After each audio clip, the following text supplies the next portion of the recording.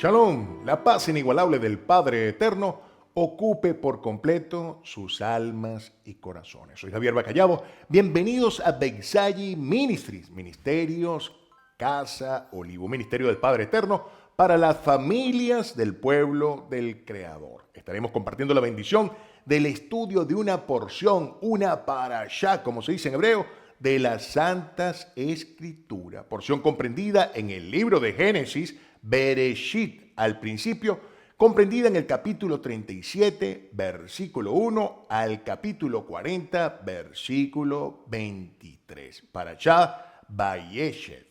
Y se estableció, y habitó, y se asentó. Finalmente retorna Jacob a la tierra de la promesa, a la tierra de su padre Isaac, de su abuelo Abraham, tal como el Creador se lo había prometido.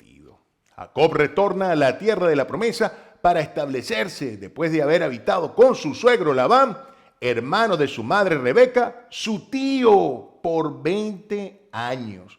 Regresa con dos esposas, Raquel y Lea, hijas de Labán, y dos concubinas, Bilhá, sierva de Raquel, y Silpá, sierva de Lea, y con 12 hijos varones y una preciosa hembra. Lea le ha dado 6 hijos varones y una hembra. El primogénito, Rubén. El segundo, Simeón. El tercero, Leví. Y el cuarto, Judá. De lo cual la porción del pueblo del Creador correspondiente a lo que hoy en día se llaman judíos desciende. Después de un periodo de esterilidad, le dio 3 hijos más, 2 varones, Isacar y Zabulón, y finalmente una niña, la cual llamaron Dina. Su esposa más amada Raquel le da 2 hijos, José, el hijo quizás más apreciado para Jacob, y Benjamín, al cual cuando da a luz, lamentablemente, Raquel pierde la vida. Su sierva Bilhá, la sierva de Raquel, le da 2 hijos, Dan y Neftalí. Y la sierva Silpá, sierva de Lea, le da 2 hijos más, Gad y Aser. Pero lo más preciado, sin duda alguna, en su retorno fue la bendición sobre la cual el Creador le cambia el nombre de Jacob por Israel, quien lucha sujeto al Creador en victoria. Un nombre que trascendería en el tiempo, pues sería el nombre con el cual se distinguiría el pueblo del Creador y la apreciada tierra prometida. Su retorno ha sido en paz con su hermano Esaú, junto a quien ha dado sepultura a su padre Isaac a los 180 años de edad. Este nuevo capítulo en la vida de Jacob, ahora Israel, relata cómo de una forma especial amó a su hijo José, quien en ese momento contaba con 16 años de edad. Cómo José no solo pastoreaba los rebaños de su padre con sus hermanos, sino que en su forma especial y responsable de ser, también informaba con detalle absoluto todo lo impropio, todo lo malo que hacían sus hermanos. Israel amaba a este hijo de una forma muy especial. A este hijo querido que tendría la bendición de tener a través del vientre de esta mujer que amó de una forma muy especial, muy particular, Raquel. A este hijo le hizo una túnica la cual sería motivo de controversia, y lo vamos a ver más adelante. La forma de ser de José y los tratos especiales de Israel produjeron gran celo en sus hermanos. Esta situación, junto a 2 sueños que compartiría José con su familia, serían el principal causal de aborrecimiento de sus hermanos, por ser estos sueños referenciales de sus hermanos, los cuales en el sueño pareciera que se iban a postrar delante de él. En un momento en el cual sus hermanos fueron a alimentar a los rebaños de su padre a Siquén, tierra que es importante reseñar, donde ocurrieron episodios lamentables con su hermana Dina, y sus hermanos Simeón y Leví tomaron la justicia por su cuenta. hace que Israel, sin duda alguna en su corazón, tenga siempre esa necesidad de estar tranquilo de que ellos se encuentran seguros en esas tierras, que eran muy buenas para llevar los rebaños a tomar pasto. Israel llama a José para que asegure que sus hermanos y su rebaño están bien, como quedaría registrado en este precioso libro de Génesis, capítulo 38, versículo 12. A lo cual José responde de una forma que trascendería. Hineni, heme aquí. Esta palabra que denota disposición a obedecer, una palabra que distinguiría a José como ese siervo especial, respetuoso y obediente de su padre y del Creador, de los principios y valores inculcados por su padre en estricta obediencia al Creador. Hineni, heme aquí, aquí estoy, Padre, listo para obedecerte sin cuestionar ninguna de tus órdenes, sin cuestionar la autoridad suprema en la perfecta voluntad del Creador. Hineni, heme aquí. Esta palabra la podemos también tener presente en la boca de Abraham, cuando el Creador le solicitó dar en sacrificio a su hijo amado Isaac.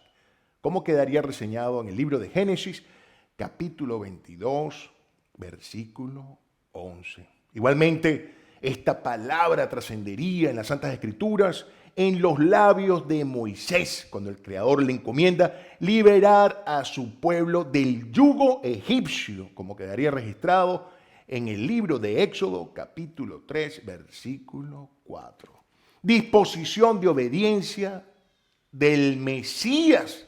Igualmente, Hineni, atendiendo la voluntad del Padre Eterno de dar su vida para la redención de las faltas del pueblo del Creador. José, al igual que el Mesías, atendería en la voluntad del Creador los planes de salvación para su pueblo. A José, tener en cuenta esta encomienda que su padre le daba, se estaría aproximando, sin duda alguna, a ese destino que le deparaba el Creador, ese destino de redención, pues en él estaba dada todas las circunstancias para llevarlo a ser esta persona que traería salvación a su pueblo en un momento particular que vamos a ver más adelante, en que existiría una hambruna tremenda en el mundo y que gracias a todo cuanto va a suceder, José sería esa persona que llevaría alimento a su pueblo, evitando que desaparecieran. José, al aproximarse a ese lugar donde su padre le encomendó ir a ver que sus hermanos estaban dando pasto al ganado, al rebaño, los hermanos que se daban cuenta de la presencia de José que se estaba acercando, llenos de una profunda cólera, con un gran enojo, acordaban acabar con su vida, dando término a todo cuanto José soñaba. Rubén, el hermano mayor, el primogénito, les convence de no hacerlo, de no matarlo. Rubén conoce su responsabilidad como hermano mayor y les recuerda que deben evitar derramamiento de sangre. Derramamiento de sangre de un hermano. Sin duda Rubén conoce las palabras del Creador. Esta palabra la vamos a ver reseñadas en el libro de Génesis, capítulo 9, versículo 6, en donde se hace referencia que el que derrame sangre del hombre, por el hombre su sangre será derramada. Porque imagen del Creador hizo él al hombre. Al llegar José, le arrebataron la túnica hecha por su padre a José y lanzaron a José a un pozo, el cual se encontraba seco y sin agua. Por el lugar pasaban unos comerciantes ismaelitas que se dirigían a Egipto, y Judá propuso sacar provecho al venderlo como esclavo, pues su muerte no traería mayor provecho, evitando además dar muerte a su hermano. Los hermanos se tuvieron de acuerdo y lo vendieron por 20 monedas de plata. Este hecho nos llama a una particular reseña que veríamos más adelante en las Santas Escrituras, donde un hecho similar por una persona igualmente con el nombre de Judá vendió al Mesías, pero por 30 monedas de plata. Y aquí empiezan a entrelazarse estas evidencias que hay en las Santas Escrituras de estas dos personas, tanto de José como de nuestro Mesías, como ambos tendrían en el plan del Creador ese destino de salvación. Uno a través de llevar alimentos a su pueblo y el otro de dar su vida y ser ese alimento permanente por la eternidad para los corazones y almas del pueblo del Creador. Ambos Judas, con sus aborrecibles acciones, se convertirían en una parte importante del plan de salvación del Creador para su pueblo. José, de 17 años, salvaría al pueblo del Creador después de 13 años para convertirse en el segundo en mando, la persona más importante dirigiendo un imperio, el más destacado de su tiempo, como era el imperio egipcio, el segundo en mando después del faraón, para atender esas nefastas consecuencias que había traído el hambre sobre el mundo. Y el Mesías, con su sacrificio, redimir las faltas e iniquidades del pueblo del Creador para su salvación. Ante lo sucedido, Rubén, el hermano mayor, el primogénito de los hermanos, desgarró sus vestiduras en señal de dolor, de angustia y de arrepentimiento, pues su intención era regresar al pozo y sacar a su hermano, y no lo pudo hacer, causando un profundo dolor y tristeza a su padre cuando le presentaron la túnica, la cual se pusieron de acuerdo todos los hermanos de llenar de sangre, con sangre de un cabrito que habían sacrificado, para que su padre diera por hecho que José, su hermano, había sido devorado por una fiera. El capítulo 38, el capítulo siguiente, detiene ese relato del destino de José para hablar del destino de Judá, quien después de sus actos aborrecibles se distancia de sus hermanos y se casa con una mujer de esas tierras, hija de un importante comerciante, como lo reseñan las Santas Escrituras, y no dan el nombre de esa mujer, donde de alguna manera se destaca los intereses de Judá. ¿Por qué? Porque se casó con una mujer de esas tierras, teniendo los referenciales tanto de su abuelo Abraham, de su bisabuelo Abraham, de su abuelo Isaac y de su padre, de no buscar las mujeres de esa tierra por conocer que tenían ese culto a varias deidades, que eran politeístas, que eran paganas, y toda esa serie de cultos y de tradiciones que estas personas propias de estas tierras seguían. Esto no fue importante para él, y tomó como esposa a esta hija, que no le dan nombre en las Santas Escrituras, de un importante comerciante, el cual sí reseñan que se llamaba Shua. Y esto es importante porque esta palabra en hebreo tiene un significado de clamor, auxilio, ayuda, riqueza. Y es con esta mujer que Judas tiene 3 hijos, Onán y Selá. Estos 3 hijos que le da esta mujer.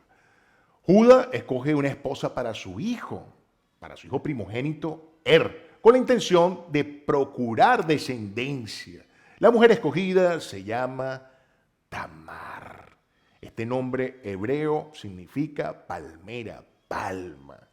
Y aquí nos vamos al Salmo 92, capítulo 92, versículo 12, el cual refiere lo siguiente: el justo florecerá como la palma.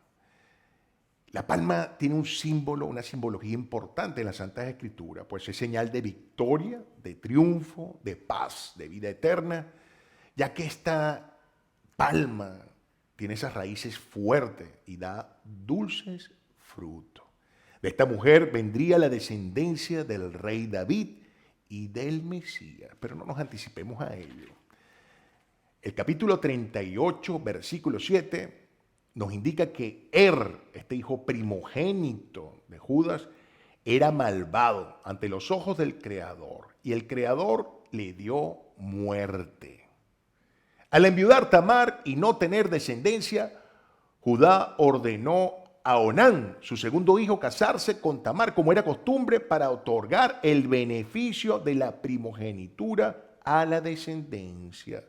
Onán evitó embarazarla de todas las maneras posibles, sabiendo que este beneficio no era para él, que eso no tenía ningún tipo de provecho para él. Estos actos y conductas de Onán fueron aborrecibles para el Creador. Igualmente le dio muerte, como lo indica el capítulo 38, versículo 10 del libro de Génesis. Conociendo Judas que debería dar a Tamar, a su tercer hijo, Sela, para que contrayera matrimonio con ella y pudieran procrear descendencia, se justifica en que la edad de Sela todavía es muy prematura, temiendo el mismo destino de sus hermanos. Y entonces le indica a Tamar que regrese a la casa de su padre a guardar su viudez, hasta que Sela tenga la edad propicia para contraer matrimonio con ella. La esposa de Judá muere. Importante. En este espacio donde se reseña esta mujer, nunca se menciona el nombre, sino de su padre, que ya sabemos que se llamaba Shua. Clamor, auxilio, ayuda, riqueza, dándonos una referencia de quizás es lo que distinguía a este hombre, que era un prestigioso comerciante en ese momento y en esas tierras. Judá se dirige a Timna, esa tierra de comercio, para revisar cómo esquilaban su rebaño. Tamar se entera de este viaje de Judas, su suegro, se despoja de las vestiduras de luto y se cubre el rostro con un velo y le espera en un cruce próximo al destino de Judas. Judas, en su tránsito a su destino, observa a una mujer con el rostro cubierto, se desvía de su camino. Importante cómo reseña esto las Santas Escrituras. Tenía un camino y el hombre se desvió cuando vio a esta mujer. Le llamó la atención y se acercó a ella, proponiéndole intimidar con ella a cambio de un cabrito. Tamar, sin develar su identidad, le pide como garantías prendas personales a Judas: su sello, su manto y su bastón, lo cual identifican claramente al propietario de estas prendas. Judas aceptó, lleno de deseo y de pasión por intimidar con esta mujer desconocida, quedando ese único momento e irrepetible de intimidad con Tamar embarazada. Sí, Tamar se embarazó. Tamar regresa nuevamente a la casa de su padre y vistió nuevamente su viudez. Judas envió a su amigo con un cabrito, el cual le había ofrecido a cambio de intimidar a esta mujer para recuperar sus prendas que había dado en garantía. El amigo llega al lugar referido, le pregunta a todos los lugareños, a todas las personas locales que se encontraban ahí, por esa prostituta. Le pregunta, ¿por dónde está la prostituta que estaba acá? Y las personas locales indican, y esto es importantísimo, esta reseña que nos da el capítulo 38, versículo 21 del libro de Génesis, la respuesta que le dieron los lugareños, las personas que estaban en ese lugar, que se encontraban en ese lugar. La respuesta es: no ha habido aquí ninguna prostituta. Las personas de ahí jamás vieron una mujer que ellos consideraran prostituta en ese lugar. El amigo retorna y comenta a Judá lo sucedido, repitiendo exactamente la respuesta de los locales, la cual queda registrada nuevamente en el capítulo 38, versículo 22 de Génesis. No ha habido aquí ninguna prostituta. De alguna manera, haciendo una reseña importante, que esa percepción que pudo haber tenido Judá de esa mujer que estaba con el rostro cubierto, la cual le generó pasiones y ese deseo por tenerla en intimidad, no era considerada prostituta por nadie de los que se encontraban en ese lugar, solamente por este.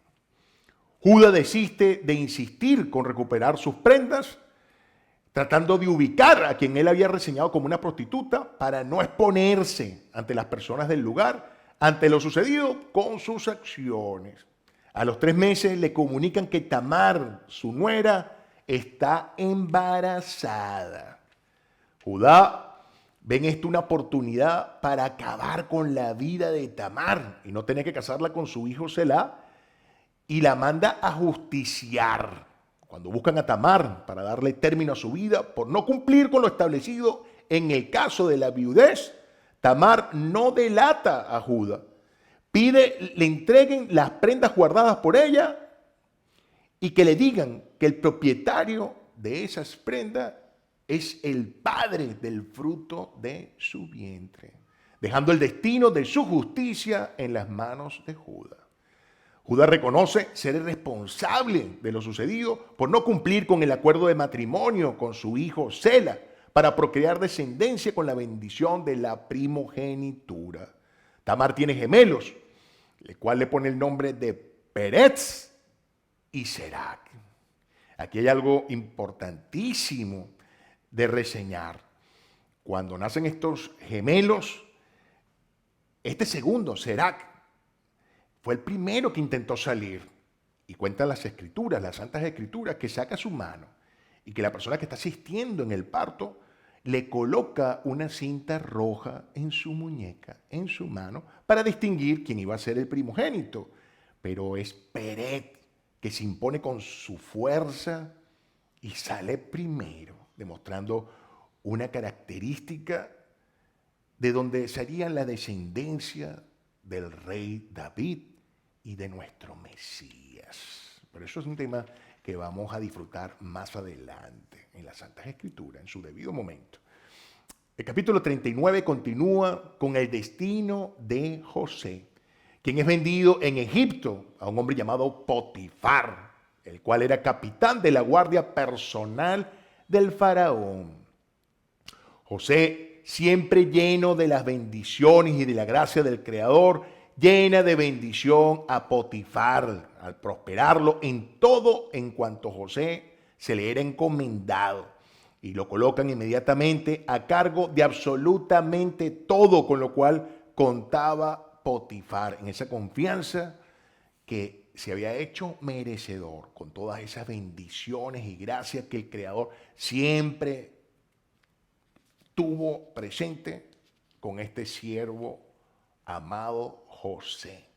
La mujer de Potifar se obsesiona con José, quien las Santas Escrituras describieron como un ser muy llamativo, bello en su aspecto y en su forma de ser, como quedaría registrado en el capítulo 39, versículo 6 del libro de Génesis.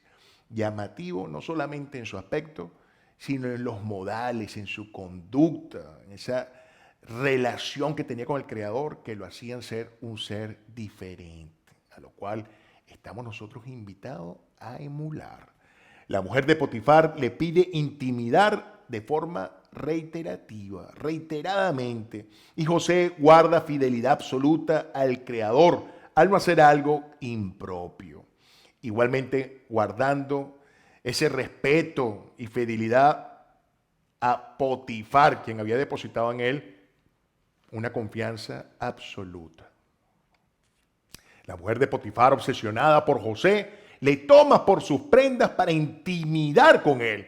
Y José, al escaparse, al tratar de zafarse de esa situación, deja en las manos de la mujer de Potifar las prendas, la cual le fue arrancada cuando trataba de escapar. La mujer de Potifar, al sentirse expuesta y muy molesta con José por despreciarla, llama a sus servidores y le indica, al igual que su esposo, que José ha tratado de intimidar con ella a la fuerza. Aquí hay algo importantísimo porque Potifar, que sabemos que era capitán de la guardia que daba seguridad al faraón, este era un hombre muy importante y con muchísima influencia y poder. Y aquí las Santas Escrituras nos hacen ver cómo la reacción de Potifar, que más que todo fue por obligación, porque se vio expuesto, era la palabra de su mujer, cómo le iba a menospreciar ante la palabra de José, que sin duda alguna él sabía inocente, porque no había sido cualquier cosa la que Potifar había confiado a José, le había confiado absolutamente todo, como lo dice la Santa Escritura, que Potifar solamente tenía que comer, porque todo lo hacía José. Imagínense esa felicidad, esa dicha, esa confianza que podía sentir Potifar con José. Y entonces, en vez de mandarlo a matar, porque a un hecho como este, y entendiendo cómo era la aplicación de las leyes en ese momento, sin duda alguna le tocaba a José ser ajusticiado. Y Potifar no lo hace. Él sabe que José está cubierto por la gracia y la protección del Creador Supremo. Lo envía entonces a una cárcel especial, no cualquier cárcel, entonces, donde se encuentran los presos que han sido por decreto del faraón, esas personas arrestadas por orden del faraón. José, con la gracia siempre y la bendición del Creador, prontamente tiene en ese sitio consideraciones especiales por su distinguida forma de ser. Y el jefe de la prisión deposita igualmente, como lo hizo Potifar, su absoluta confianza en José y le da el cuidado y custodia de la prisión. Imagínense esas características que hacían que José, a donde llegaba, siempre era distinguido. Distinguido con esa gracia, porque siempre estuvo sujeto al Creador, honrándolo de todas las maneras posibles. Y eso es lo que hacía que José brillara como brillaba. José conoce en este momento a dos personas que eran encarceladas en ese sitio por órdenes del faraón, al copero y al panadero del faraón, quienes han tenido sueños extraños que nadie les ha podido ayudar a interpretarlos. Entonces José les pide, los compartan con él y le manifiesten qué es lo que han soñado, que en la gracia del Creador él les indicará su significado, siempre colocando por delante la gracia del Creador, que era el Creador quien le iba a permitir darle una interpretación a estos sueños. Les comunica después que ellos comparten el sueño con él, que en 3 días serían llamados por el faraón. El panadero para ser ajusticiado y el copero para ser restituido en su cargo. Y le pide de una forma especial al copero que cuando esto suceda, no se olvide de José, que le comente al faraón todo lo injusto que ha tenido que pasar desde la venta como esclavo por parte de sus hermanos y cómo terminó él en esa prisión. Todo cuanto José le ha dicho al copero y al panadero sucede de esa manera. Y cuando el copero se encontró con el faraón, no se acordó de José. Y aquí vemos definitivamente esa palabra en acción que en hebreo se dice Gamsu Letová. Todo obra para bien. Todo obra para bien cuando uno está sujeto al Creador y sabe que el Creador tiene control absoluto en su dulce y perfecta voluntad. 2 mensajes hermosísimos en esta preciosa porción con la cual el Padre Eterno nos ha bendecido. La primera, sin duda alguna, ese llamado, Hineni, heme aquí, ese llamado que atendió con absoluta obediencia, no sabiendo lo que le deparaba el destino a José. Recibió una orden de su padre y sabiendo que era una tierra que quizás era una tierra que podía presentar sus riesgos. José atendió el llamado de su padre para asegurar que el rebaño de su padre y sus hermanos estarían bien. Y vemos cuál fue el destino. Vemos cómo ese hermano, Judá, lo vende para obtener algún provecho. Y cómo se repite la historia con el Mesías y ese discípulo tan cercano a sus afectos, con el mismo nombre, cómo le vende igualmente Ambos hombres con un destino y un propósito hermosísimo que trascendería en el tiempo. José para salvar del hambre y dar apertura a la entrada del pueblo del Creador al imperio egipcio y saber cómo esto iba a llevar a lo que más adelante vamos a disfrutar en la historia de Moisés. Y al Mesías para atender ese plan divino, ese plan de redención del pueblo del Creador. Hineni, el mismo llamado que recibió Abraham cuando se le pidió sacrificar su hijo amado Isaac. Y sin vacilar, de forma decidida, puso en manos del Creador la vida de su hijo. Y vemos también cómo ese llamado Hineni, heme aquí, ese llamado de disposición de obediencia, lo recibe Moisés con 80 años de edad, donde el Creador le encomienda ser ese instrumento, ese siervo que iba a liderizar la liberación de su pueblo, de ese imperio egipcio. Hineni. Esa es la postura que debemos tomar nosotros como siervos del Creador, como parte de su pueblo. Esa postura de obediencia, de disposición, donde le decimos al Creador, henos aquí, Padre eterno, para obedecer cada una de tus instrucciones y estar completamente disponibles para aceptar tu dulce y perfecta voluntad. Y después, este hecho de Gansú Letová. Entender que todo cuanto sucede en nuestras vidas tiene un propósito divino, un propósito superior que siempre va a obrar para nuestro bien. Como vemos que está sucediendo en la vida de José. Pero no me voy a adelantar a eso, pero quiero dejar estas palabras en sus corazones. Hineni, heme aquí, Señor, en absoluta disposición y obediencia, y Gansú Letová. Todo obra para bien quien está aferrado a la dulce y perfecta voluntad del Padre eterno. Que la paz inigualable del Padre eterno siempre ocupe por completo sus almas y corazones.